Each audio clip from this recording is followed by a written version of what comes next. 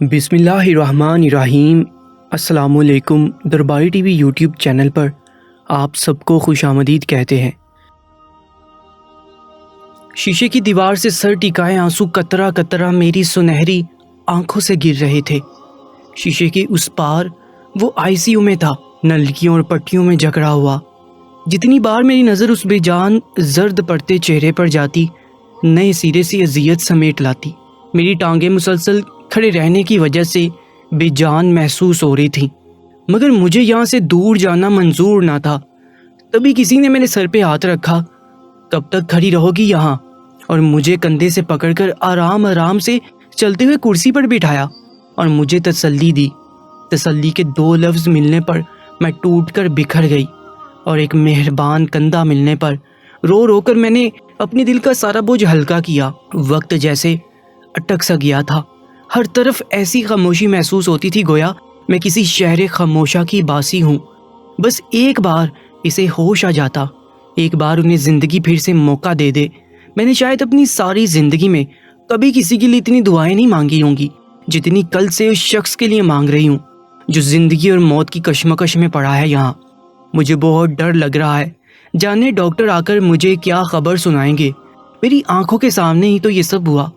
ایک تیز رفتار کار انہیں ٹکر مار کر زن سے آگے چلی گئی، اور مجھے لگا جیسے سب ختم ہو گیا ہے۔ میرا اس شخص کے ساتھ کیا رشتہ تھا یہ میں نہیں بتا سکتی، کیونکہ مجھے خود نہیں پتا۔ جب مجھے اس سوال کا جواب مل جائے گا تو میں سب کو اس سوال کا جواب دینے کے قابل ہو جاؤں گی، اور اس سوال کے جواب میں جانے کتنا وقت گزر جائے، جانے کتنے لمحے بیت جائیں، اور یہ شخص اٹھ جائے اور مجھے زندگی کی نوید دے جائے۔ ابھی میں بہت پریشانی میں تھی، مجھے کچھ سمجھ نہیں آ رہا تھا، اور بہت سی باتیں یاد آتی جا رہی تھی جو میں نے ان کو پہلی بار دیکھا تھا، اور پھر یہ سلسلہ چل نکلا تھا۔ روز اسکول کے باہر وہ مجھے مل جاتے تھے، پھر لاشعوری طور پر مجھے ان کا انتظار رہنے لگا، اور پھر وہ آخری بار بھی یاد ہے جب میں ان کے پاس ہی جا رہی تھی، اور وہ مسکراتے ہوئے میرے پاس آ رہے، جب اچانک سے وہ گاڑی کے نیچے آئے اور وصال میں پڑے ہیں۔ اب بس ایک یہی شخص تھا جو اس گتھی کو سلجھا سکتا تھا، میرے سارے سوالوں کے جواب دے سکتا تھا، مجھے میری کھوئی ہوئی پہچان دلا سکتا تھا، اور اگر اسے ہوش نہ آیا تو نہیں، ایسا نہیں ہو سکتا۔ اس شخص کا زندہ رہنا میرے لیے کتنا ضروری تھا، اس کی زندگی سے ہی میری امید کی ڈوری جڑی تھی۔ یہی شخص اپنے اور میرے بیچ اصل رشتے کی تعین کر سکتا تھا، بس سانسیں اس کا ساتھ دے دے تو۔ ابھی میں خود سے سوال جواب کر رہی تھی کہ ڈاکٹر بھاگتا ہوا آیا اور بولا، آپ کے مریض کو ہوش آ رہا ہے، مگر ابھی ان سے کوئی بھی نہیں مل سکتا۔ ایسا لگ رہا تھا مجھے کسی نے زندگی کی نوید سنائی ہے، میرے جسم میں کسی نے توانائی بھر دی ہے۔ میں اسی وقت سجدے میں گر گئی۔ میرا نام ایمان ہے۔ وقت کے ساتھ مجھے پتہ چلتا گیا کہ میں کتنی ناشکری لڑکی ہوں۔ اللہ تعالیٰ نے مجھے اتنا کچھ دیا تھا، مگر پھر بھی میری شکایتیں شکوے کم نہیں ہوتے تھے۔ بس ہر وقت خراب موڈ بنائے رکھتی، غصہ میرے ناک پہ رہتا تھا۔ بس مجھے لگتا تھا میں دنیا کی مظلوم ترین لڑکی ہوں، اور مجھ پر ہر کوئی ظلم کے پہاڑ توڑتا ہے۔ حالانکہ اب سوچتی ہوں تو یہ سب غلط تھا۔ سب مجھ سے بہت پیار کرتے تھے، میرا خیال رکھتے تھے۔ اللہ تعالیٰ بھی مجھ پر بہت مہربان رہا تھا۔ میرے گھر میں میرے ماں باپ اور میرا اکلوتا بھائی ایان رہتا تھا۔ ہماری فیملی اتنی بڑی نہیں تھی، بس یہی ہماری چھوٹی سی فیملی تھی جو 4 لوگوں پر مشتمل تھی۔ ہمارے گھر کا ماحول بھی بس اچھا ہی تھا، ہر کوئی اپنی دھن میں مگن رہتا تھا۔ میرے ماں باپ کو بھی ایک دوسرے سے کوئی خاص لگاؤ نہیں تھا۔ میرے والدین کے بیچ ویسے تعلقات نہیں تھے جیسے اکثر میرے دوستوں کے والدین کے ہوتے تھے۔ ان کا گھر کا ماحول بہت اچھا، ہنسی مذاق والا، خوشگوار ہوتا تھا۔ میں جب اپنے دوستوں کے گھر جاتی تو دل میں سوچتی کہ کاش میرے والدین بھی ایسے ہنسی خوشی رہتے۔ بظاہر وہ لڑتے جھگڑتے نہیں تھے، بس ایک دوسرے سے کٹے کٹے سے بیزار لگتے تھے۔ امی بتاتی ہیں کہ ماں باپ کے زور دینے پر تمہارے باپ نے مجھ سے شادی کی، مگر ہمارے بیچ انڈرسٹینڈنگ نہیں ہو پائی، جس میں سراسر تمہارے باپ کا ہاتھ ہے۔ وہ ہمیشہ ہی ایسے روڈ رہے، مجھ سے علیحدگی اختیار نہیں کر سکتے تھے کہ اس میں بھی ان کے اور ان کے خاندان کی بدنامی ہوتی۔ مجھے ایسا لگتا تھا میری اور ایان کی وجہ سے امی ابو ایک دوسرے کے ساتھ رہنے پر مجبور ہو گئے تھے۔ ابو ایان سے بہت محبت کرتے تھے، جبکہ میرے ساتھ ان کا رویہ اچھا نہیں تو برا بھی نہیں ہوتا تھا۔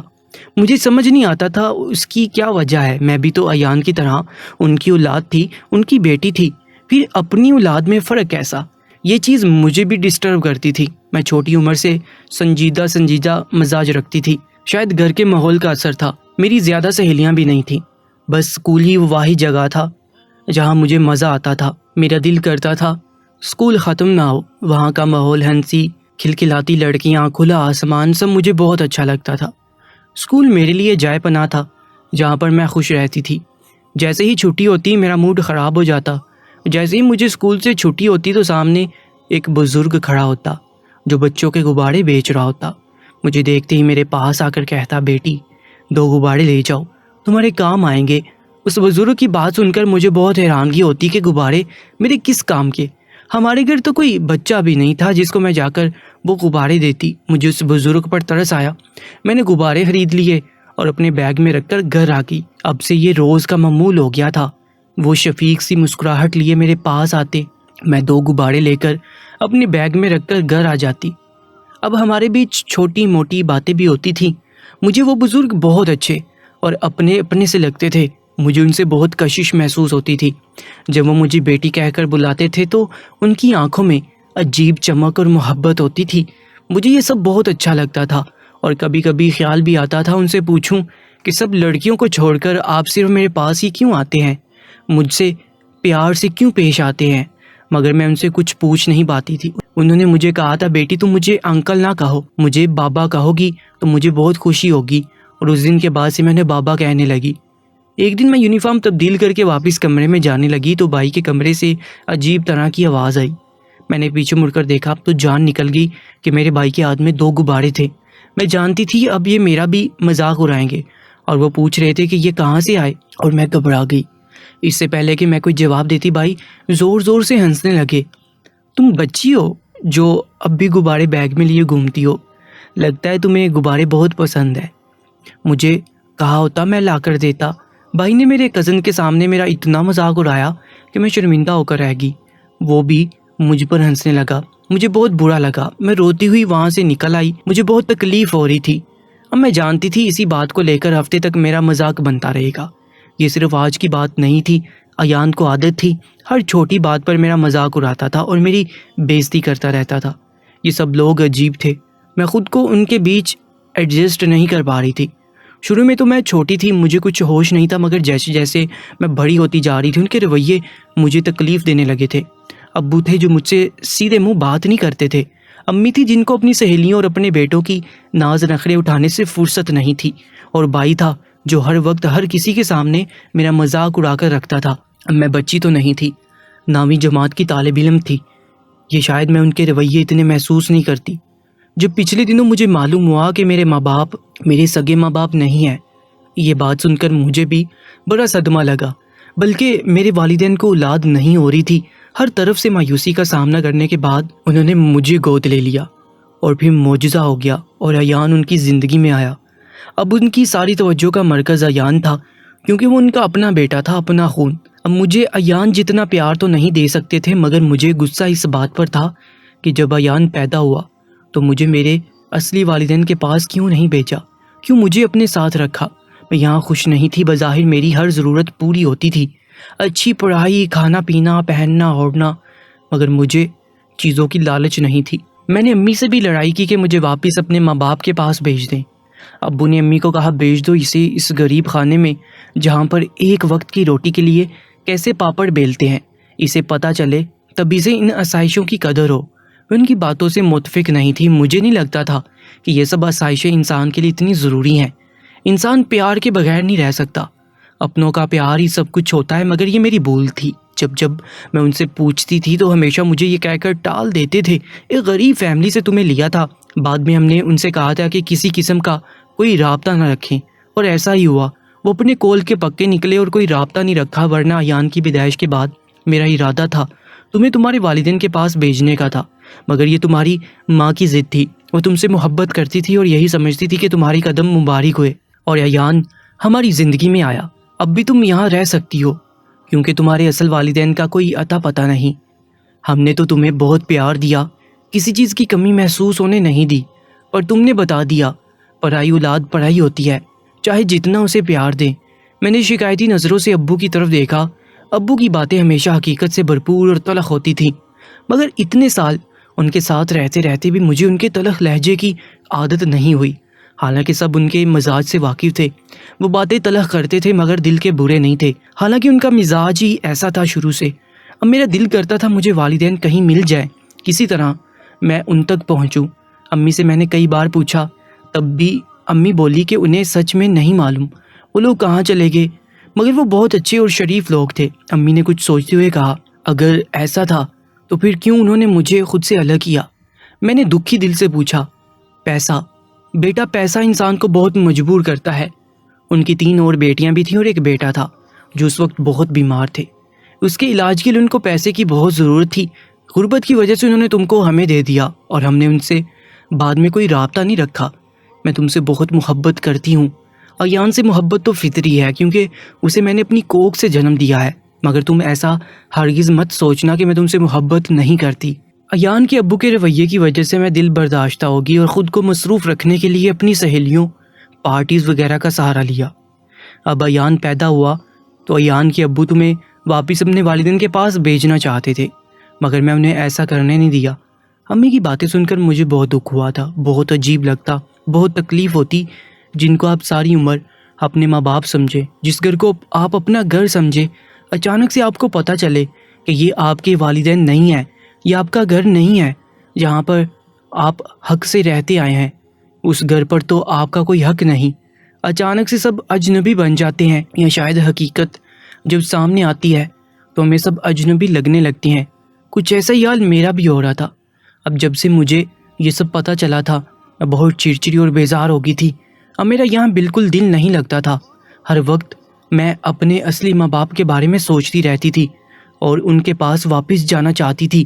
کبھی کبھی سوچتی تھی کہ کیا میں ان کے ساتھ غربت میں رہ پاؤں گی، کیونکہ شروع سے آسائشوں میں رہی ہوں۔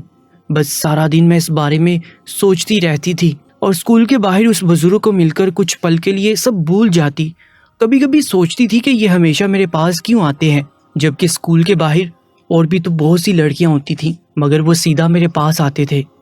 ایک روز ڈرائیور نہیں تھا تو ابا مجھے اسکول لینے آئے۔ میں ان کے ساتھ واپس گھر آ گئی۔ جب میں امی کے پاس کسی کام سے جا رہی تھی، ان کے کمرے سے آتی آوازوں نے میرے قدم جکڑ لیے۔ مجھے لگا مجھے ہنسنے میں غلطی ہوئی تھی، مگر نہیں، مجھے ہنسنے میں غلطی نہیں ہوئی تھی۔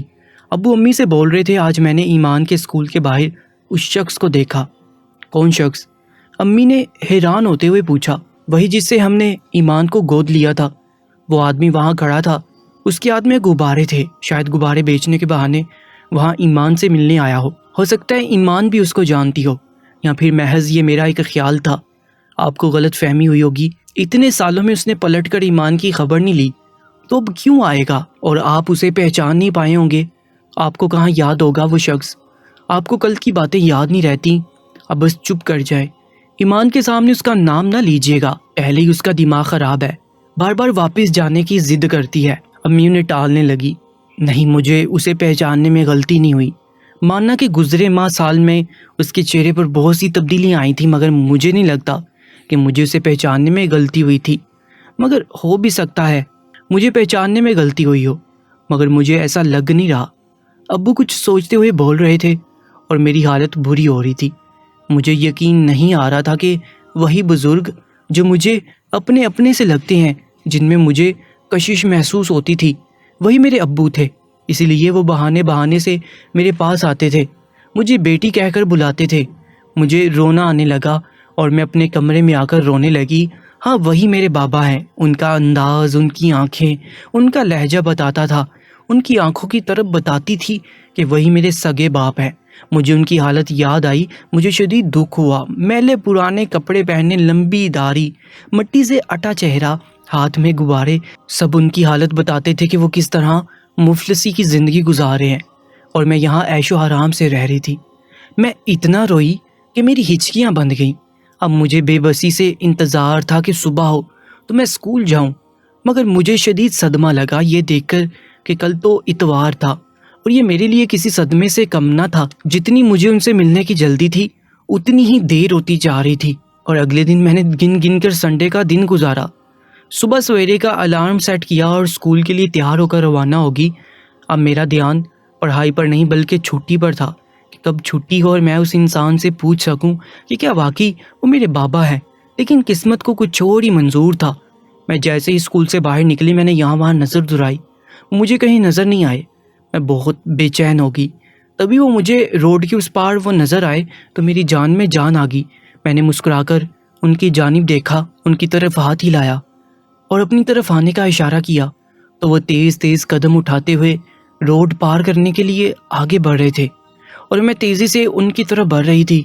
بس آج مجھے میری منزل ملنے والی تھی، میری کھوئی ہوئی پہچان ملنے والی تھی۔ میرے اپنے ماں باپ جنہوں نے مجھے جنم دیا تھا آج میں ان سے ملنے والی تھی۔ بس وہ میری طرف پہنچنے ہی والے تھے کہ اچانک نہ جانے کہاں سے ایک تیز رفتار گاڑی آئی اور انہیں ٹکر مار کر آگے چلی گئی۔ وہ اسی وقت نڈال ہو کر زمین پر گر پڑے۔ مجھے لگا سب ختم ہو گیا ہے، میں جو بس اپنی منزل سے 2 قدم ہی دور تھی، اب مجھے اپنی منزل بہت دور دکھائی دے رہی تھی۔ میں صدمے کی کیفیت میں وہاں کھڑی رہی تو ابھی کچھ لوگ آگے بڑھے۔ ایڈی کا ایمبولینس آیا، ان کو ایمبولینس میں ڈالا گیا تو مجھے ہوش آیا۔ میں بھی جلدی میں ان کے ساتھ ایمبولینس میں بیٹھ گئی۔ جب کسی نے پوچھا یہ آپ کے کیا لگتے ہیں تو میں نے کہا شاید میرے والد، تو میری شاید پر اگلے انسان چونک کر ایک دوسرے کو دیکھنے لگے۔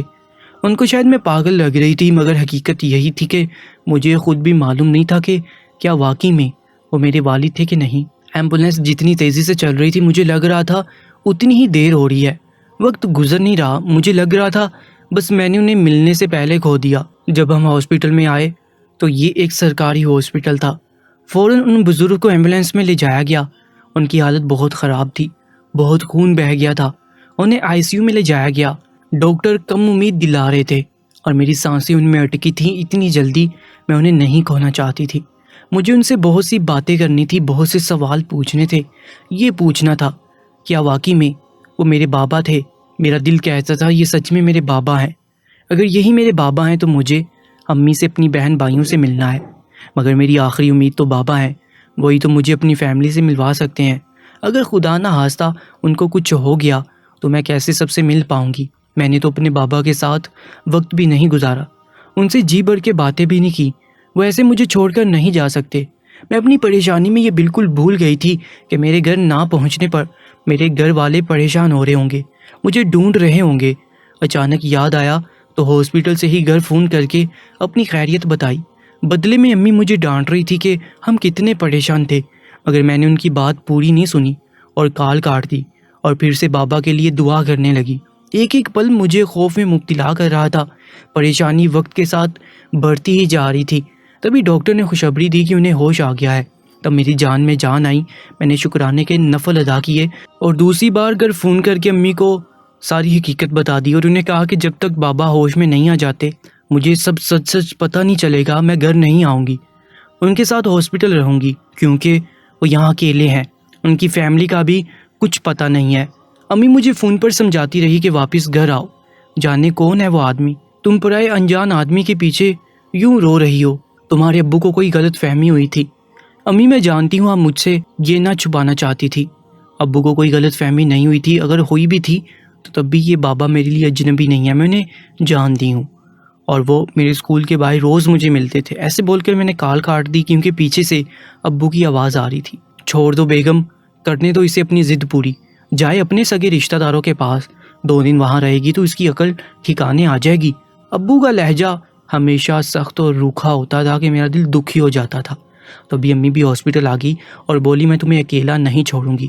انہوں نے ہاسپٹل کا بل بھی ادا کیا اور جو میں نے ان سے پوچھا امی کیا یہ وہی انسان ہے جن سے آپ نے مجھے اڈاپٹ کیا تھا، امی نے سر ہلایا اور بتایا کہ یہ وہی شخص ہی ہے، تو مجھے تسلی ہوئی۔ بابا اگلے دن بات کرنے کے قابل ہوئے، اس دوران ان کے گھر سے کوئی نہیں آیا تھا۔ ضرور ان کو معلوم نہیں ہوگا کہ بابا ہاسپٹل میں ہے، ضرور وہ سب پریشان ہوں گے۔ میرا ذہن سوچوں کی اماجگاہ بنا ہوا تھا۔ ہولے ہولے بابا نے آنکھیں کھولیں اور مجھے اپنے سامنے پا کر ان کی آنکھیں آنسوں سے بڑھ آئی تھیں اور میں نے انہیں کچھ نہیں کہا تھا کیونکہ ڈاکٹر نے ابھی ان سے زیادہ بات چیت سے منع کیا تھا۔ اور جب اگلے دن ان کی حالت کچھ بہتر ہوئی اور مجھ سے پوچھنے لگے کہ تم کل سے یہاں ہو، تمہارے گھر والے کہاں ہیں اور کیوں تم کو یہاں چھوڑ دیا، انہوں نے، بابا کے چہرے پر پریشانی واضح تھی۔ میں نے آرام آرام سے ان سے بات کی اور ساری حقیقت بتائی۔ تبھی وہ بولے میں واقعی میں تمہارا بد نصیب باپ ہوں جس نے تمہیں خود سے الگ کیا اور پیسے کی خاطر اس قدر مجبور ہو گیا کہ تمہیں بیچ ڈالا۔ مگر اللہ تعالیٰ کو شاید میرا یہ عمل پسند نہیں آیا، اور جس بیٹے کی خاطر میں نے یہ قدم اٹھایا، اپنے بیٹے کا علاج کروایا، اور اسے کوئی فائدہ نہیں ہوا اور وہ ہمیں چھوڑ کر چلا گیا۔ ہم بہت پریشان رہے۔ تمہاری ماں سارا دن روتی رہتی تھی، بیٹے اور بیٹی دونوں کے لیے بولتی تھی بیٹا تو نہیں رہا، اب بیٹی کو واپس لے آؤ۔ میں اسے سمجھاتا تھا ایسا ممکن نہیں ہے، وہ لوگ کیا سوچیں گے کہ پیسے بھی لے گے، زبان پر قائم نہیں رہے، بیٹی بھی واپس مانگ رہے ہیں، اور تم پریشان مت ہو، ہماری بیٹی کو وہاں ہر سہولت میسر ہوگی، اسے اچھی خوراک، تعلیم وغیرہ ملے گی جو ہم اسے نہیں دے سکتے۔ میں دلیلیں دے دے کر تمہاری ماں کو چپ کرواتا تھا، مگر دل میں خود تمہارے لیے پریشان رہتا تھا، اور چپکے اکثر صاحب کے گھر جاتا تھا کہ تم سے مکمل طور پر انجان نہ رہوں۔ پھر میں نے تمہاری طرف سے بھی خود کو سمجھا بجھا کر چپ کروا دیا اور صاحب کے گھر آنا جانا چھوڑ دیا تھا۔ ابھی کچھ عرصے پہلے اچانک میں نے صاحب کو گاڑی سے اترتے دیکھا، اور یہ دیکھ کر میں حیران رہ گیا۔ جب صاحب کی گاڑی سے تم اتری، تمہیں اسکول یونیفارم پہنا ہوا تھا، میں سمجھ گیا یہ میری ہی بیٹی ہے۔ میں تو پہلے سے ہی اسکول کے باہر کھڑا ہو کر غبارے بیچتا تھا، اب تم سے ملنے کے بہانے ہر روز آیا کرتا تھا اور تمہیں غبارے دیا کرتا تھا۔ تم پیسے دیتی تھی تو چپ چاپ رکھ لیتا تھا تاکہ تم 2 گھڑی میری آنکھوں کے سامنے رہو۔ بابا کی آنکھوں سے اب بھی آنسو نکل رہے تھے، مجھے ان کا بہت دکھ ہوا۔ پھر بابا کو ہاسپٹل سے چھٹی مل گئی اور وہ اپنے گھر چلے گئے، میں بھی ان کے ساتھ گئی جہاں مجھے اپنی ماں اور بہنوں سے مل کر خوشی ہوئی۔ وہاں ان کی حالت دیکھ کر بہت افسوس ہوا، کس قسم پرسی کی حالت میں رہ رہے تھے وہ لوگ۔ امی مجھ سے گلے لگ کر بہت روئی۔ بابا غبارے بیچتے تھے اور امی اور میری چھوٹی بہن لوگوں کے کپڑے سلائی کرتی تھی، جو آتا تھا پیٹ میں ہی پورا پڑتا تھا۔ امی کے دل سے آہ نکلی، مجھے بولی اگر تیرا بھائی زندہ ہوتا تو باپ کا بازو بنتا، آج وہ اس عمر میں غبارے نہیں بیچ رہے ہوتے۔ میں 1-2 دن امی ابو کے ساتھ رہی اور انہوں نے مجھے مجبور کیا کہ تم واپس بنگلے میں جاؤ، وہاں پر اپنی تعلیم مکمل کرو، یہاں پر رہی تو تمہارا مستقبل بھی ہماری طرح ہوگا۔ اور سچ یہی تھا، وہاں 2 کمروں کے چھوٹے سے گھر میں جس کی حالت بہت خستہ تھی، پانی کی سہولت بھی نہیں تھی، دور نلکے سے میری ماں بہنیں پانی بھر کر لاتی تھیں۔ ان کی اتنی مشکل زندگی دیکھ کر میں حیران رہ گئی، میں نے تو آج تک چائے تک نہیں بنائی تھی، امی نے مجھے کسی کام کو ہاتھ لگانے نہیں دیا تھا، مجھ سے تو اس قسم کا کوئی کام نہیں ہو پاتا، اور یہاں رہ کر مجھے سچ میں امی ابو کی قدر بھی ہوگی۔ اب مجھے ان دونوں کی بہت یاد آ رہی تھی، میں تو بچپن سے انہیں ہی اپنا ماں باپ سمجھتی آئی تھی۔ امی مجھے لینے آئی تھی، ان کے ساتھ ایان بھی تھا۔ مجھے یہ دیکھ کر حیرت ہوئی کہ ایان کافی سنجیدہ لگ رہا تھا، مجھ سے بولا ایمان واپس چلو، تمہارے بغیر گھر کاٹ کھانے کو دوڑتا ہے۔ میں امی ابا سے وعدہ کر کے آ گئی کہ میں روز ان سے ملنے آؤں گی۔ جب گھر واپس آئی تو حیرت کی انتہا نہیں رہی جب ابو بھی مجھے واپس دیکھ کر بہت خوش ہوئے، میرے سر پر پیار سے ہاتھ رکھا، ورنہ مجھے تو لگ رہا تھا ابو میرا مذاق اڑائیں گے کہ آ گئی واپس، ماں باپ کے ساتھ غربت میں نہیں رہ پائی۔ انسان گھر میں کوئی جانور بھی پالتا ہے تو اس سے بھی محبت ہو جاتی ہے۔ مجھے تو ان لوگوں نے بیٹی بنا کر پالا تھا۔ ابو اور امی نے میرے اماں اور ابا کو ہر ممکن مدد کی تھی، جب میں بھی ان سے ملنے جاتی امی میرے ساتھ بہت سی چیزیں بھجواتی تھی۔ آج بھی میں اپنے دونوں گھروں کے ساتھ ایسے ہی جڑی ہوئی ہوں۔ میں خوش نصیب ہوں کہ میرے حصے میں 2 ماں باپ کے پیار لکھے تھے، اور میں خود کو ہمیشہ مظلوم سمجھتی آئی۔ اب جب بڑی ہوئی ہوں تو احساس ہو رہا ہے میں کتنی غلط اور ناشکری تھی۔